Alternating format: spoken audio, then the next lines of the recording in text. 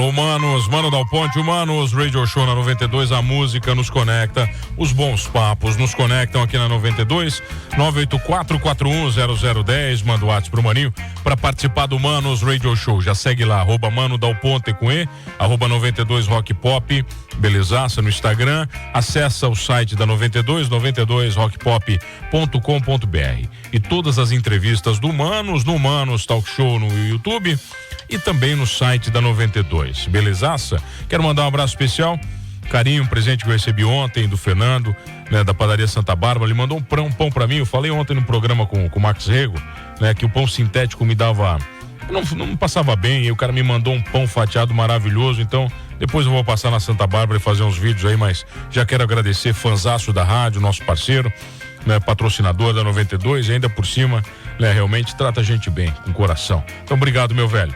Olha só, o cara tem um desafio, hein? O cara tem um desafio pela frente, tá aqui comigo, uma figuraça, é jovem, tem uma grande experiência na gestão de shopping center, né? E ele é o novo superintendente, superintendente, eu não sei, gestor, vocês chamam de gestor, André Pazini, Pazini mesmo. Isso. André Pazini, gestor, superintendente do shopping dela, é isso? Perfeito, isso, mano. Obrigado pela disponibilidade aqui do tempo, obrigado pelo convite, estar participando aqui com você, é um privilégio. Mas é isso mesmo, André Pazini. A gente chama no segmento de shopping de superintendente, mas nada mais é do que o gestor do empreendimento. Gestor geral, gerente geral, enfim. Alguma dessas nomenclaturas aí. Então, André, vem cá, você tá contando pra mim a história, sua vida oficialmente começa, bom, você faz engenharia na Unesc, né? E vai trabalhar na Damiler. Perfeito. Como engenheiro. Isso, não tem nada a ver com shopping. Nada a ver. Tá, mas conta isso aí, que não tá aí, é muito louco essa história. Então, eu me formo aqui na Unesc em 2010, em engenharia, e logo que eu me formo, eu começo a trabalhar na Damiler. Então, na Damiler eu trabalhei como coordenador de obras, então eu era responsável pela implantação, né, de lojas no Brasil todo, e a grande maioria dessas obras eram feitas em shopping center. Então, nisso, eu comecei a entrar nesse novo mundo. Então, as obras, obviamente, a minha responsabilidade era fazer a obra em si, então, parte de projeto estrutural, projeto de ar-condicionado, elétrico, todos mais, contratação de equipe, a obra em si só. Então, quando a gente vai implantar uma loja em shopping center, é muito mais complexo do que se imagina. Somente quem tem loja ou já teve sabe o trabalho que é e às vezes até a dor de cabeça que acontece. E a Damiler, por isso tudo, por já saber e ter esse know-how, tinha uma equipe própria. Então eu pertencia à equipe deles e fazia essas obras para eles. E como a gente começou a fazer muita obra em shopping, eu comecei a ter muito contato com as administradoras. E foi num desses contatos, num shopping lá em Arapiraca, lá em Alagoas, no interior de Alagoas, que um grupo na época chamado Tenco Shopping Center, eles eram de Belo Horizonte, eles estavam na época com 3 shoppings e eles tinham acabado de receber um aporte do Pátria Investimentos de São Paulo para expandir esse negócio. E aí eles começaram a expandir, né, todos esses shoppings, os greenfields que a gente chama, pelo Brasil. E aí me convidaram, acabei entrando, trabalhando com eles, e a partir desse momento, mais ou menos aí uns 10, 12 anos atrás, eu entrei aí realmente na área de gestão de shopping center. Nunca mais saiu? Nunca mais saí.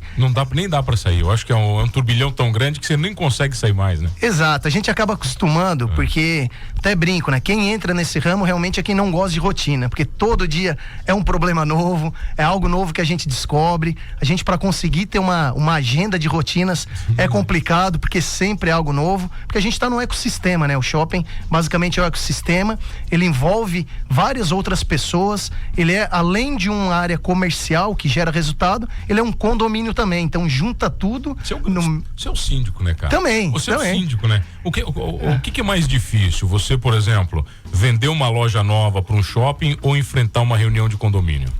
Cara, eu acho que a reunião de condomínio é mais difícil, tá? Eu já participei de algumas, tá? Eu sei o que você tá falando, eu sei. É difícil, cara. É um mundo complicado, porque você vai ter lojistas que estão muito bem, né, que vão dizer que o shopping é maravilhoso, e vão ter lojistas que não estão tão bem e vão dizer que o shopping é uma merda. Exatamente. Não, é literalmente isso, né, É cara? isso. E é isso que você falou, é verdade. Tanto que nos shoppings, a gente tem a figura do síndico mesmo, que normalmente é administradora. É o síndico mesmo? E o síndico existe mesmo, tá? Não é só linguagem, não. Existe o síndico responsável do shopping que cuida dessa parte de condomínio. Então, essa prestação de conta, esse cuidado realmente é complexo, por isso que você falou.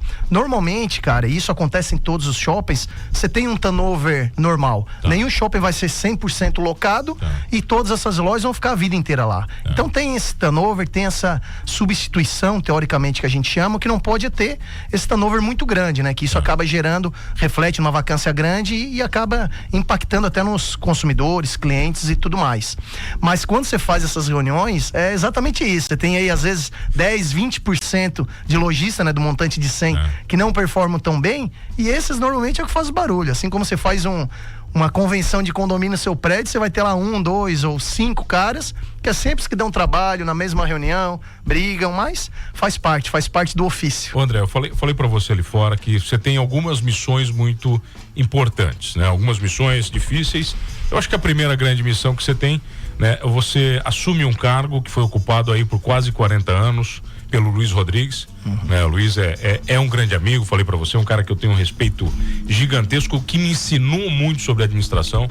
Tive muitas discussões interessantes com o Luiz, algumas mais acaloradas, e o respeito demais pela objetividade e por ser um homem sempre muito direto. E tem um carinho gigantesco. E ele deixa um legado, cara, no dela, né? Ele deixa um legado e você assume esse legado. Como gestor, eu tenho certeza que você não pode negar o que foi feito, mas também não pode se apoiar 100% no passado.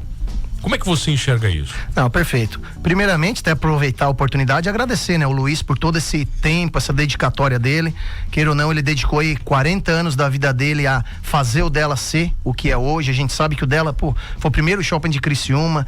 Grande parte das pessoas aqui de Criciúma passaram por lá, frequentavam. Então, até quando eu retornei, fui pra lá, você sente aí um pouco de nostalgia, retornando pra um lugar que você frequentava muito quando era novo. E o Luiz tá lá desde o princípio, né? Até brinco que ele ajudou a botar alguns tijolos lá do shopping, né? Que desde a inauguração ele tá lá e agora acaba saindo, fazendo essa passagem, né? A gente entrando com uma gestão nova. Então a responsabilidade é muito grande, né? Porque com certeza uma pessoa que fica 40 anos no mesmo lugar é porque obviamente tá fazendo um bom trabalho. Ô André, peraí só um pouquinho. Você falou que tem 38 anos. Perfeito. O Luiz tem de dela mais que eu. Mais do que você tem de vida, cara. É muito louco isso. É muito, cara. é muito. Por mais que não pareça, mas eu já tenho 38, Pô, né? Cara, é loucura isso, cara. Não, mas eu acho que são grandes responsabilidades Exato, que você tem na mão. Perfeito. O shopping, quando inaugurou, eu não tinha nascido ainda. Então o shopping, ele é mais antigo do que eu. Então assim, só que mesmo assim, né, a partir do momento que eu nasci, comecei a frequentar aí em shopping, lá foi a primeira escada rolante que eu andei, primeiro cinema. Então isso tudo fica impactado. E assim como foi da minha geração, foi de vários amigos meus, várias pessoas que moram aqui no centro e grande parte de Criciúma e região. Eu perdi o medo de escada rolante ali. Exato. Você entende? De andar na escada. Pô, tem muita história. Acho que todo mundo tem muita história do dela. Perfeito. Então é isso que é o trabalho que a gente vai tentar implementar agora, novamente, mano, que é trazer realmente esse senso de pertencimento quanto ao dela. Porque o dela fez parte da criação ou do amadurecimento, do desenvolvimento de grande parte da nossa população. Então a gente quer ter esse apego novamente, trazer as pessoas para perto, ter esse movimento e gerar a mesma sensação que eu tive de nostalgia para todo mundo, fazer as pessoas realmente frequentarem novamente, consumirem, trazer evento novo. Até tô conversando muito com a Grace, que é o nosso marketing aqui, pra gente tentar trazer algumas coisas que não eram feitas. Então assim, acaba que passei por algumas administradoras, a gente tem algumas ideias de gestão diferente, então a gente agora é trabalhar e tentar botar em prática tudo que a gente vivenciou aí para novamente trazer isso de volta. Você fala dos modelos de gestão que você, né, cruzou pelo seu caminho de shopping aí. Só que muitos são de grandes centros, né, e com realidades econômicas e culturais completamente diferentes do dela, que é um shopping que já foi o epicentro da cidade, continua no centro de Criciúma, só que você falou, Criciúma cresceu em volta do dela, e são características diferentes. Como é que você consegue misturar todas as experiências e entender realmente isso aqui foi maravilhoso lá pro shopping de Roraima que você tava lá, mas pro dela não vai funcionar. Perfeito. Então isso eu acho que é bacana, mano, essa vivência que a gente tem, principalmente quem é desse ramo de shopping center, como até comentei com você antes, eu tô nesse ramo de shopping, da Miller, obra e tal, praticamente 15 anos. E quem entra nesse segmento, foi até aquilo que você brincou, acaba não saindo, então a gente conheço a grande maioria de superintendentes que tem hoje no mercado, já trabalharam comigo, ou trabalhei em algum momento, ou conheço alguém que tenha proximidade. Então a gente troca muita experiência, muita ideia, até para entender isso que você colocou.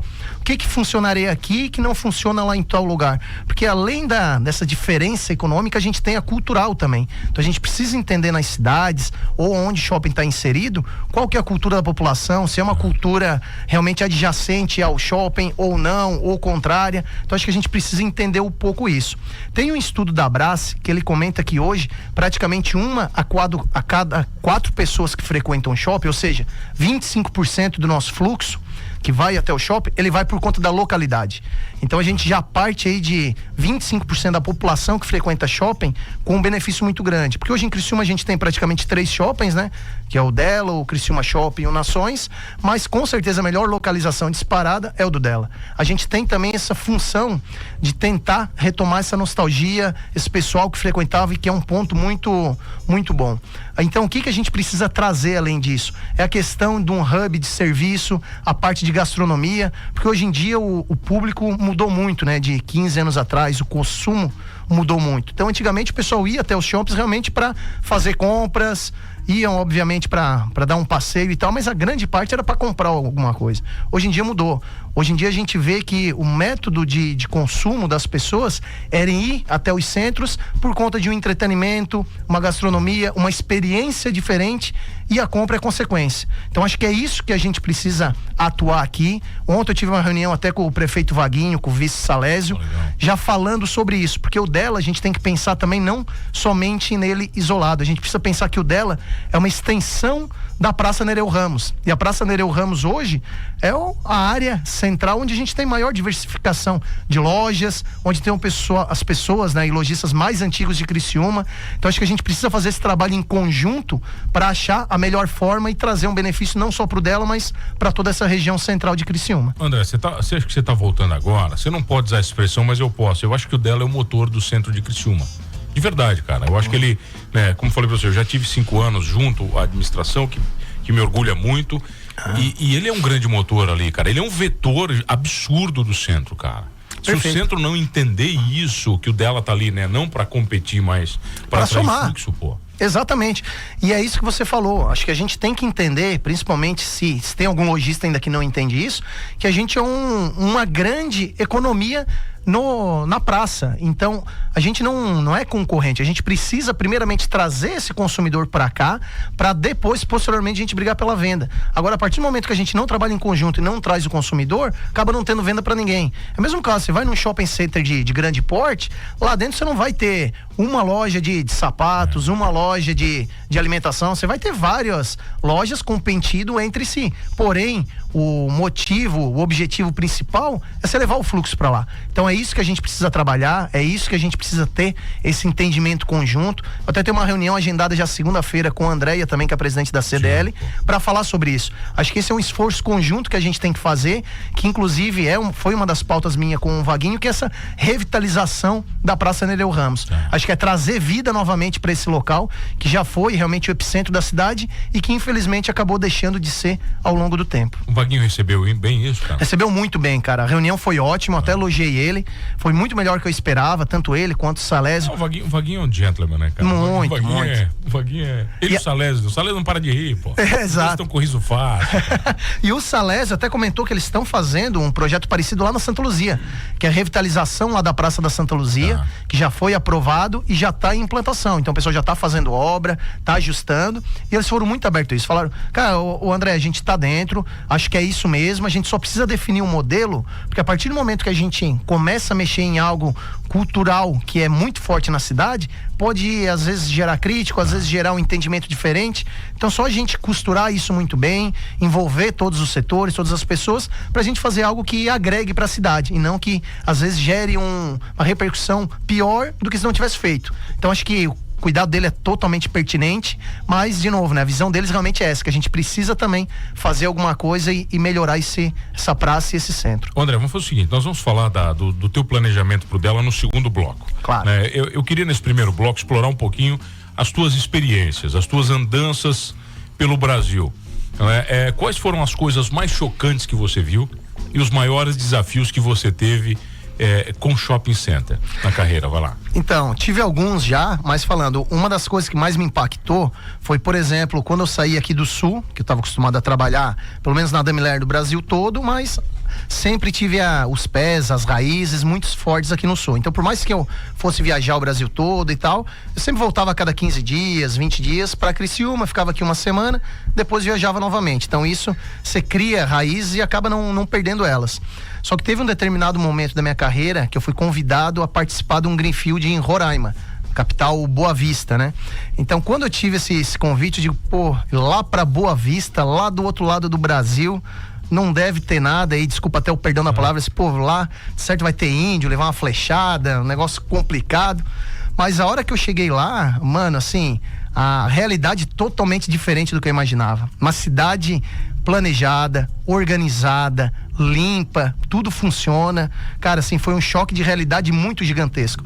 Acho que somente as pessoas que realmente foram pra lá que tem noção do que eu tô falando. Porque até os amigos, quando eu comentava, voltava, falava com o pessoal, família, o pessoal, pô, não pode ser. Não deve ser verdade. Você tá falando zoando. Boa Vista não deve existir, isso aí fica quase na Venezuela. Então, assim, é um impacto gigantesco para nós que estamos aqui e achamos que realmente alguns lugares do norte, nordeste não tem o devido cuidado. E te digo propriedade que lá tem. Agora, outra coisa que me impactou, como eu estava em Boa Vista, então ali a divisa com Roraima, que chama Pacaraiva, que é a cidade da limítrofe ali, com Brasil e Venezuela, ela é muito próxima, dá uma viagem de carro em torno de 2 horas. Então, quando chegava no final de semana ou a cada 15 dias, a gente ia para até a Venezuela. Assim, vamos lá, Venezuela, dar uma volta e fazer compras. Porque lá era muito barato as coisas, mas muito barato mesmo. Então, a gente saía de Boa Vista e ia até a Venezuela. Por exemplo, eu abastecia o carro lá, enchia o tanque do carro, pagava 30 centavos. E assim, não é 30 centavos o litro, é 30 centavos para encher todo o tanque do carro. Então, assim, é coisa surreal. O salário mínimo na época lá era referente a tipo 5, 6 reais. Nossa. Mas o venezuelano já vivia mal. Mal, naquela época. Já vivia mal. Já vivia muito mal. Por isso que eu digo, para nós brasileiros que tinham um poder aquisitivo muito melhor que a Venezuela, cara, a gente ia para lá, comprava as coisas muito baratas. Então isso, você chegar lá e ver esse choque cultural também dessa pobreza, cara, era gigantesco. Lá a moeda deles estava tão desvalorizada que a gente trocava R$1, se eu não me engano era 300 ou 400 pesos deles, que era a moeda deles.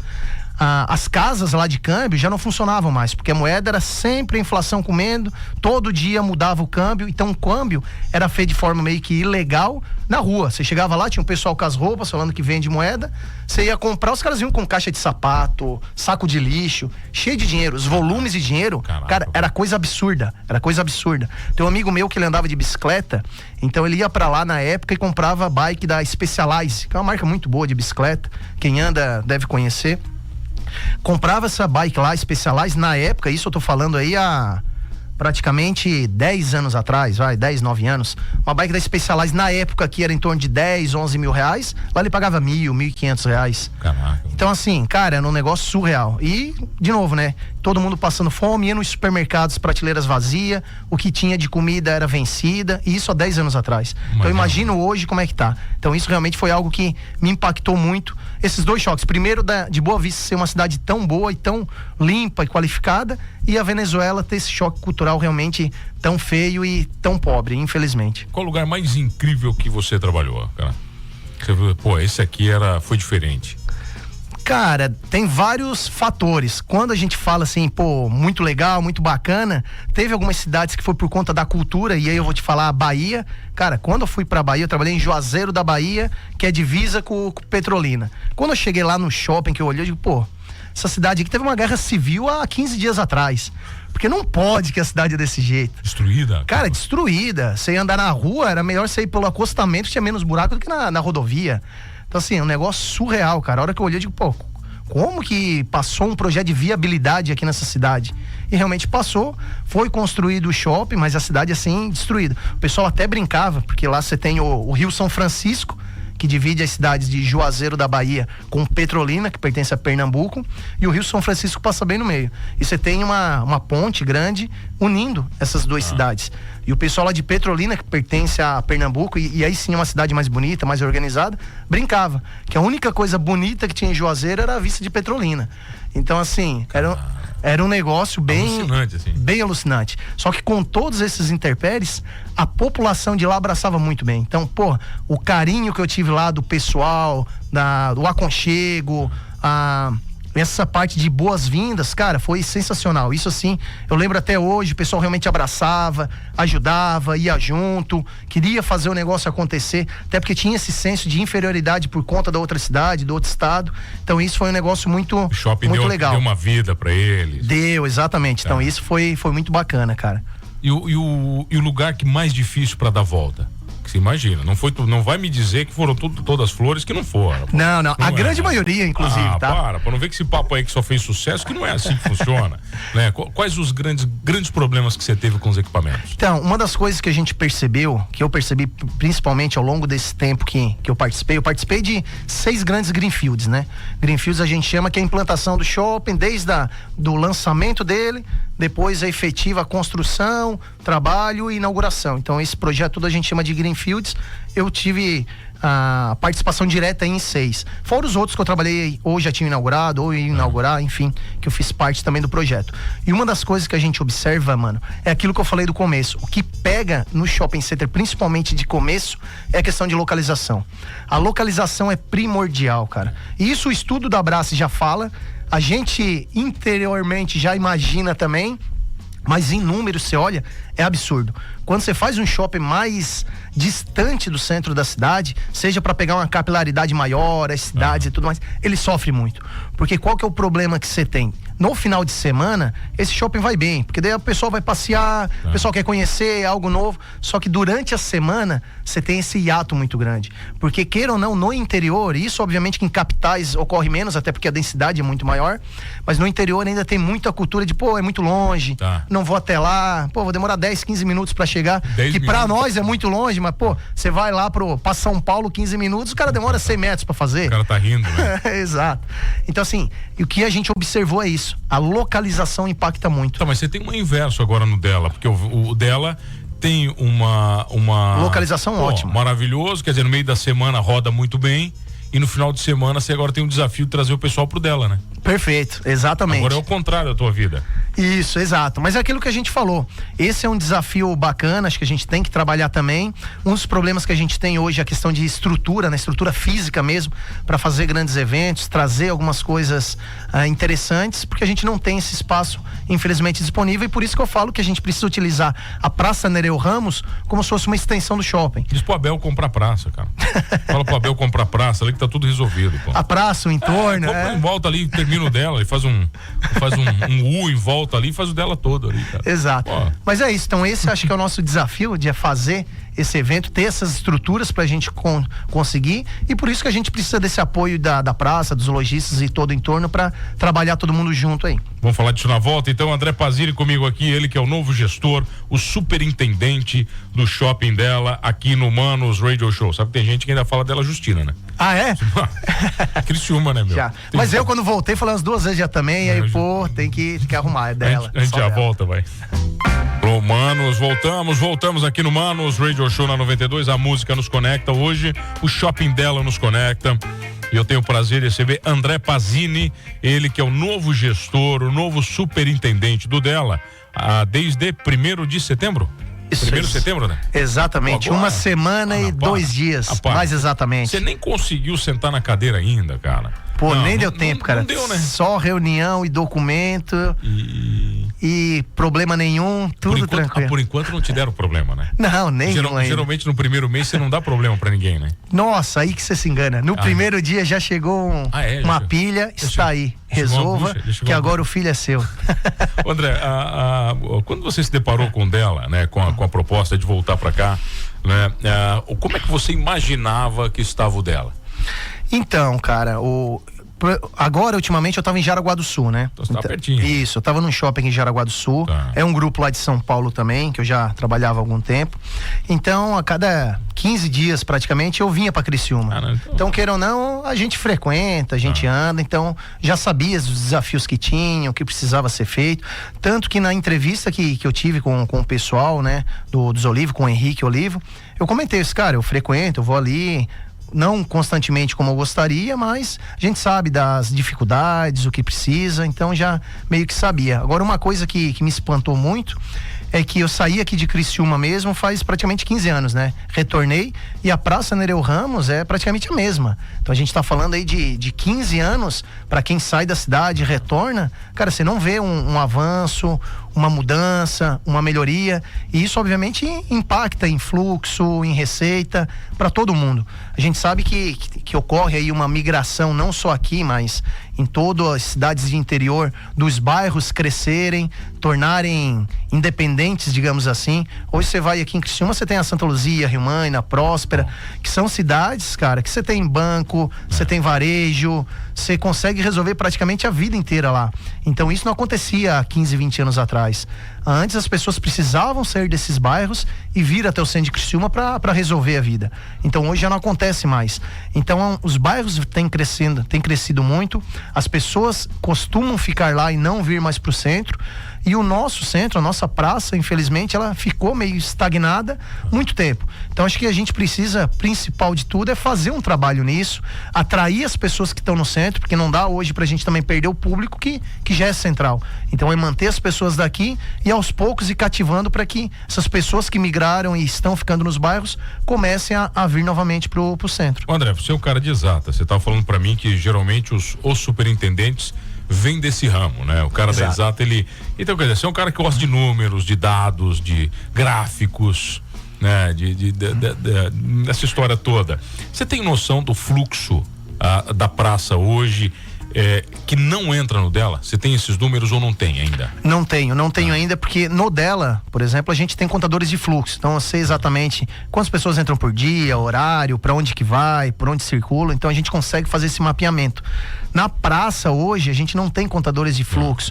Então eu não consigo saber exatamente quantas pessoas entram, quantas saem, por onde acessam. Então esse obviamente é um dado muito interessante, que seria para nós de grande valia, mas eu não consigo te falar não, tá, mano? Não, você falou da praça, cara, de mudança, né? Pô, eles foram mudar ali na praça, eu não sei se você chegou a acompanhar, eles foram tirar o petit pavé da praça para colocar o paver, e foi uma guerra em Criciúma. Você não tem noção, cara. Você não tem noção o que aconteceu. Quase implodiram Criciúma porque foram trocar o pavimento da praça. Você imagina mudar ela significativamente. Exato. Não, a gente sabe que não é algo simples, mas é algo necessário. É aquilo que a gente conversou. Quando você pega a obra que foi feito de ajuste ali, digamos assim, no leito do rio Criciúma, ele acabou gerando um transtorno gigantesco para todo mundo. Mas são algo que são necessários fazer. São obras de melhoria que a curto prazo elas geram impacto, mas a gente precisa, principalmente a gente gestores, a gente precisa olhar o médio e longo prazo. Não dá para se basear somente no curto prazo. Se a gente ficar sentado em cima do problema e não quiser acatar ele, não quiser resolver porque vai gerar algum estresse, cara, a gente não é gestor, a gente não vai resolver.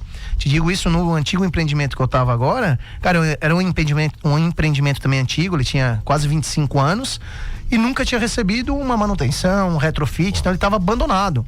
Então a gente entrou lá, fez um trabalho legal, mudou praticamente o empreendimento inteiro e assim, gerou desgaste? Muito, gerou um desgaste. Só que, a gente chamou os lojistas, conversou e falou, cara, ou a gente faz isso, ou a gente tá fardado aí, daqui a pouco fecha as portas, porque não adianta. O cliente hoje, ele quer gerar uma experiência, ele quer algo bacana, ele quer algo legal, ele já não aceita qualquer coisa. Então, se a gente manter a mesma cabeça, mesmo a mesma mentalidade que a gente tinha antigamente, cara, infelizmente a gente não vai conseguir melhorar, não vai conseguir gerar mais fluxo, não vai conseguir gerar mais venda. Então acho que a gente precisa tirar esses pequenos problemas, por mais que eles gerem esse trabalho no curto prazo, mas pensando em algo maior no médio e longo prazo. André, qual é o teu DNA, cara, como gestor? Né? Qual é a tua grande... Sabe assim, qual a tua grande qualidade? Cara, minha grande qualidade, até pelo fato de vir pelas exatas, é isso, é a parte de números, tá? Eu gosto muito de analisar fatos e dados, que a gente brinca. Então, para tomar decisão, a gente olhar fatos, olhar os dados, entender os números, como que a população, enfim, o cliente, o consumidor tá se portando, analisar alguns artigos, enfim. Então o meu DNA mesmo, cara, é baseado em fatos e dados. Então eu tento trabalhar muito pouco o achismo, porque o achismo, cada um tem o seu, né? O cara chega, pô, eu acho que isso funciona, outro, eu acho que aquilo funciona. Aí você vai na tentativa e erro, cara, você tem 50% de chance de acertar, mas 50% de errar. Então acho que o meu DNA é muito focado nisso, é tentar, obviamente que a gente pode errar também, né? Ninguém tem certeza de tudo, ninguém acerta em tudo, mas quando você tem os dados na mão, é muito mais fácil a sua tomada de decisão. Agora, qual é o maior problema que você vai enfrentar no dela? Né? Que você já identificou, qual é? Então, cara, o dela hoje, ele é formado por 4 pavimentos. A gente tem o pavimento térreo, que é basicamente utilizado até como travessia, né? O pessoal que sai do terminal, acaba passando por ali para ir pro calçadão, o que para nós, eu vejo até como uma vantagem, tá? Todo fluxo, ele é bem-vindo. Porque a pessoa que tá passando, você tem a compra por impulso. Ela passou, ela viu algo na vitrine, ela às vezes entra, às vezes não compra naquele momento, mas sabe que a loja tá ali. Então, no primeiro piso, a gente tem um fluxo muito bom. André, até porque a qualidade da venda depende do lojista, né? Exatamente. Quer dizer, se o fluxo tá ali, meu velho, ele precisa converter. A conversão é dele, pô. Exato. Aí... Já foi o tempo que a loja se vendia sozinha, né? Hoje em dia, cara, você precisa, pra vender, você precisa ter isso, você precisa converter, você ter uma equipe bem engajada. E outra, né? Também passou o tempo de que você teria que ficar só dentro da sua loja. Então hoje você precisa ter um omnichannel. Se você não tem uma venda online, se você não tem um atendimento personalizado em WhatsApp, Instagram, cara, você não vai viver só da loja física. Você não vai depender só do cara que passa na frente da sua loja.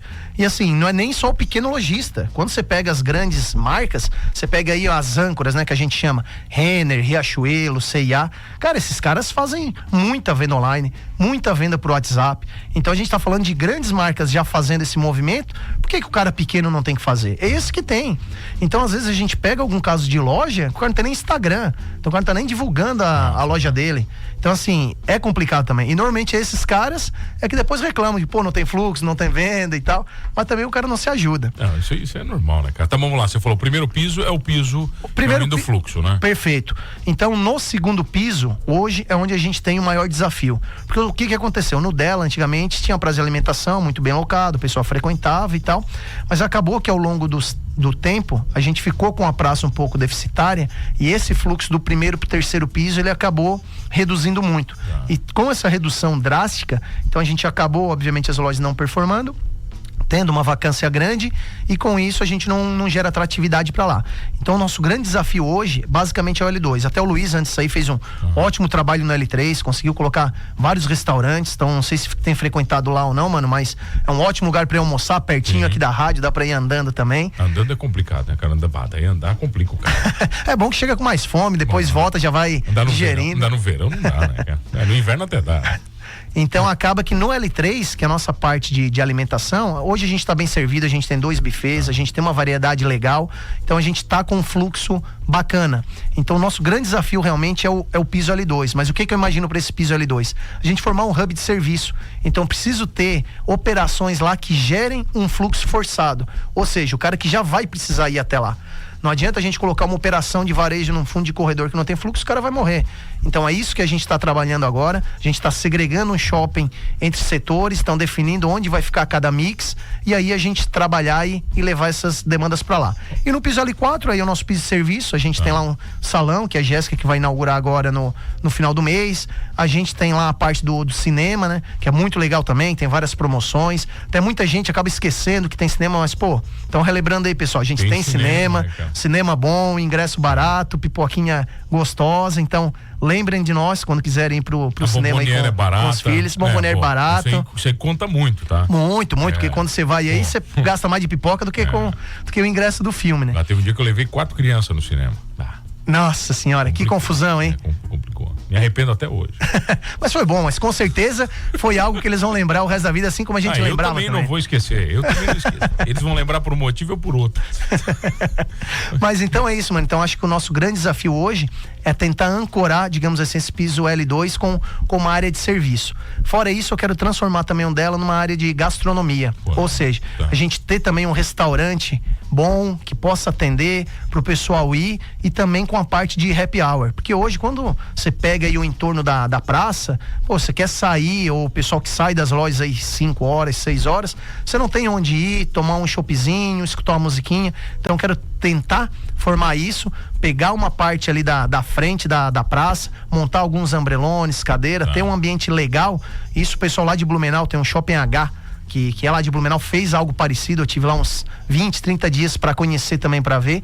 E a ideia é fazer aqui, ter uma área gastronômica bacana pro pessoal ir, conversar, tomar um chopp, botar o papo em dia, ter uma musiquinha legal e voltar também para essa área de serviço. Então, basicamente isso é o que a gente tá focando aí pros próximos meses. Agora eu quero saber o seguinte, a tua caneta tem tinta de verdade?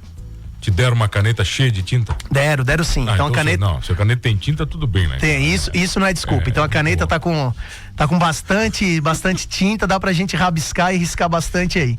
Então é isso que a gente vai tentar fazer, tentar buscar. Obviamente que a gente sabe que não é fácil, isso não acontece do dia pra noite.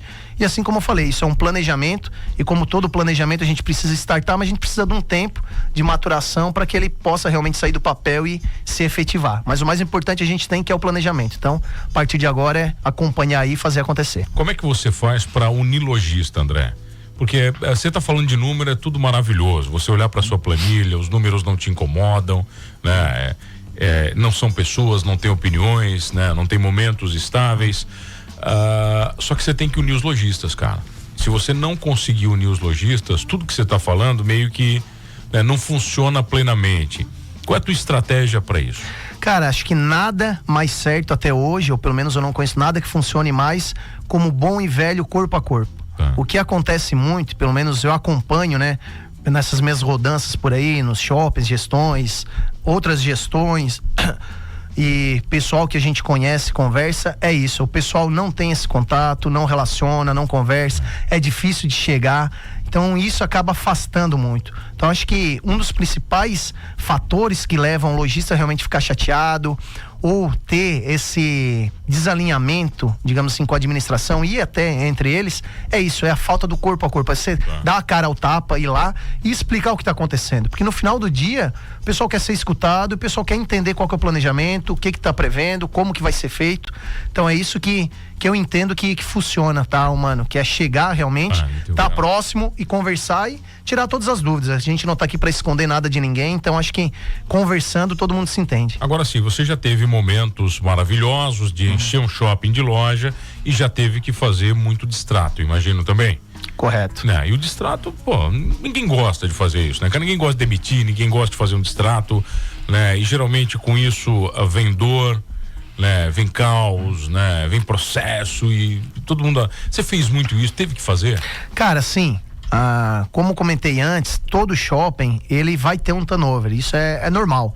E esse turnover acontece às vezes pela saída opcional do lojista ou às vezes opcional do shopping, porque como a gente está num empreendimento que você possui dois lados, então às vezes não é só o lojista que quer sair, às vezes o shopping também quer que o lojista saia, seja por uma estratégia pré-definida de colocar alguma outra operação mais relevante ali, ou seja porque até o próprio lojista às vezes não está adimplindo com as suas obrigações. Então tem uma série de fatores. E aí eu vou no mesmo item que eu comentei antes. Acho que o corpo a corpo e principalmente se colocar no lugar do outro, principalmente nesses momentos, acho que é muito importante.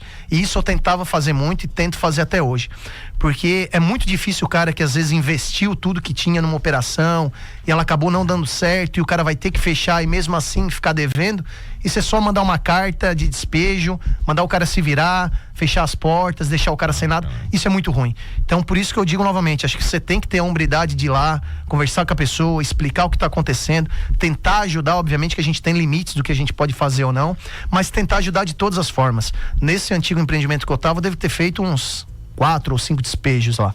E esses despejos todos eu fiz da mesma forma, de chamar o cara, ver o que eu consigo ajudar, tentar parcelar se fosse o caso, débito, enfim, a maior quantidade de vezes possível, ajudar até em retirada mesmo, braçal de equipe. De tirar mesmo, porque às vezes o cara não tem nem dinheiro para isso, nem para fazer a mudança.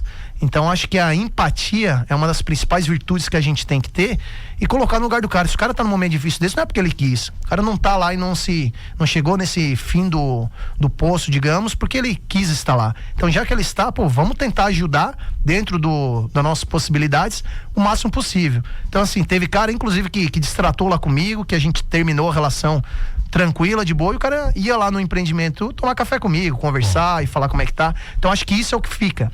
Quando eu saí de lá foi dia 28 de agosto, no dia do meu aniversário. No dia do meu aniversário foi o último dia de trabalho meu, na quinta-feira. Cara, foi algo legal, porque daí veio o pessoal da antiga administradora lá de São Paulo pra fazer essa transição, passar o que eu ia deixar, como que ia e tal, até eles acharem uma nova pessoa pra contratar e tudo mais. E no meio dessa reunião, cara, fui interrompido aí, sei lá, umas 10 vezes por lojistas que iam lá se despedir, entregar um presente, agradecer o tempo que teve ali. Porque isso eu até falei pro pessoal, pra minha equipe lá, o que fica é isso. Acho que o que fica são os legados e o que a gente faz de bom na vida das pessoas. Então acho que se a gente tá aqui, a gente tem uma missão, e a nossa missão é sempre fazer o melhor pro próximo. Então, de novo, né? Acho que a empatia, cara, é uma das maiores virtudes. É isso que eu prezo, é isso que eu trabalho. Nem sempre as nossas ideias vão convergir. Às vezes vão ter opiniões diferentes e faz parte. O importante é respeitar, sempre com muita educação, transparência e vida que segue. O Bruxo, uma semana, né? Não deu tempo de nada efetivamente, mas um superintendente trabalha quantas horas por dia? 10, 12, 15, como é que é? Depende, a gente até brinca que não para, porque é isso, o celular tocando, cara, é o dia todo, final de semana, feriado.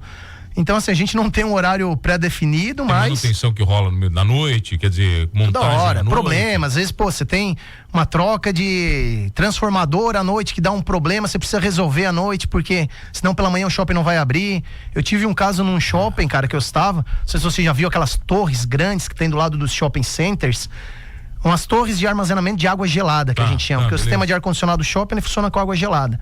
Eu tive num shopping que eu tava, uma torre dessa estourou, era 7 horas da manhã num sábado de Dia das Mães. Mas quantos mil litros d'água tem o negócio daquele ali? Tinha 100 milhões de litros d'água. Cara, um negócio assim, gigantesco.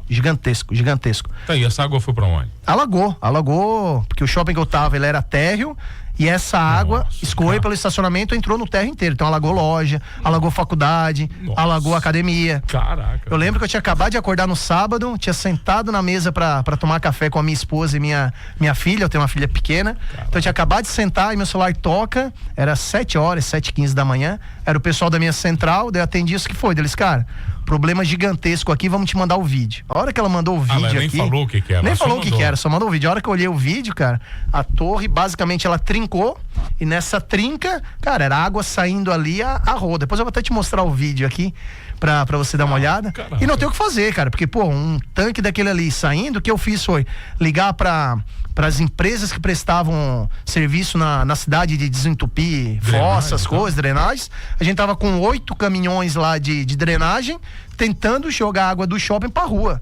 Então, assim, um negócio surreal. Então a gente ficou trabalhando, não deu para abrir o shopping às 10 horas, que estava tudo alagado. Transformador molhou tudo, porque ficava na parte de baixo, tivemos que secar, chamar um monte de equipe, os lojistas para arrumar tudo, mas a gente conseguiu reabrir o shopping 2 horas da tarde. Então, assim, a gente alagou o shopping às 7, esse alagamento foi até umas 10, das 10 até as 2 a gente limpou tudo e as 2 abriu pro público. E o público chegou lá às 2, parecia que não tinha nada no shopping. Então, assim, essa brincadeirinha custou quanto? Cara, essa brincadeirinha aí custou em torno de 2,5 milhões.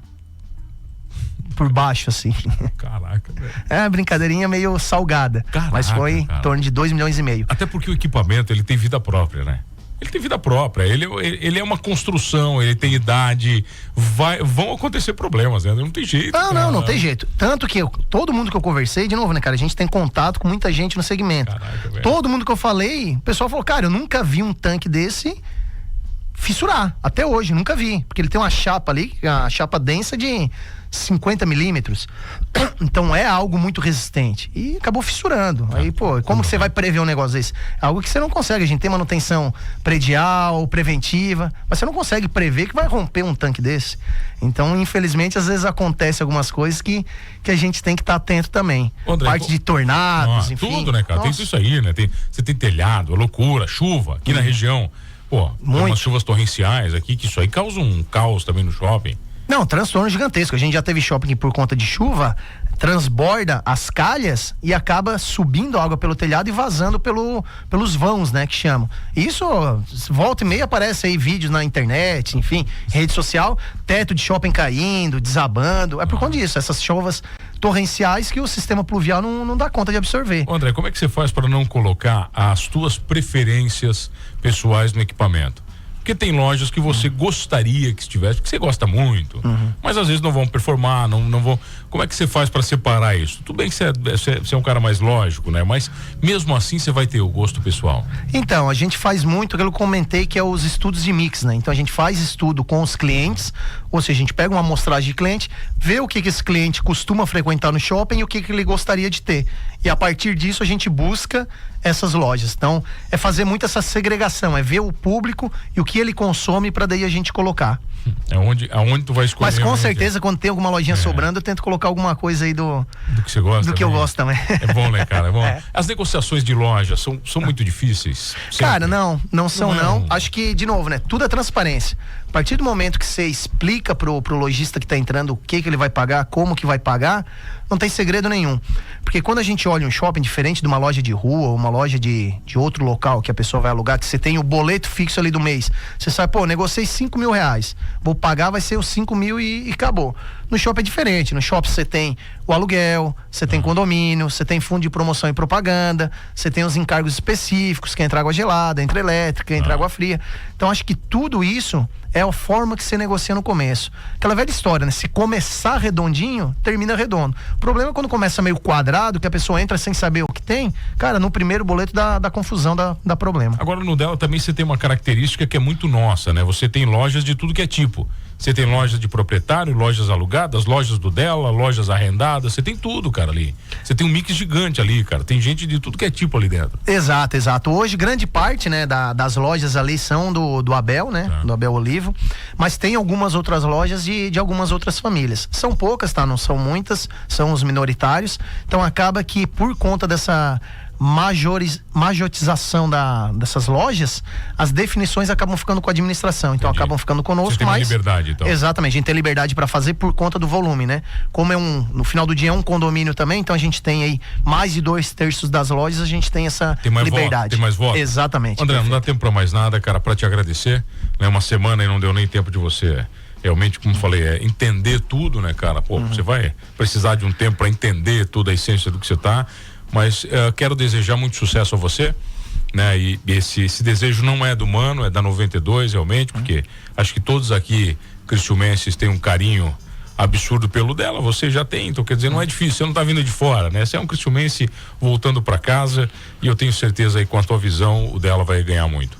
Obrigado, mano. Agradeço mais uma vez a você, a 92, pela oportunidade. E é isso. Acho que é importante a gente trabalhar em conjunto aí para resgatar essa essência que todos nós estávamos acostumados a ter quando éramos mais novos. Obrigado mais uma vez. Um abraço. Boa tarde a todos. Obrigado, André. Obrigado a você que está comigo todas as tardes aqui no Manos Radio Show. E não esqueça de uma coisa. Aqui na 92, o shopping dela nos conecta.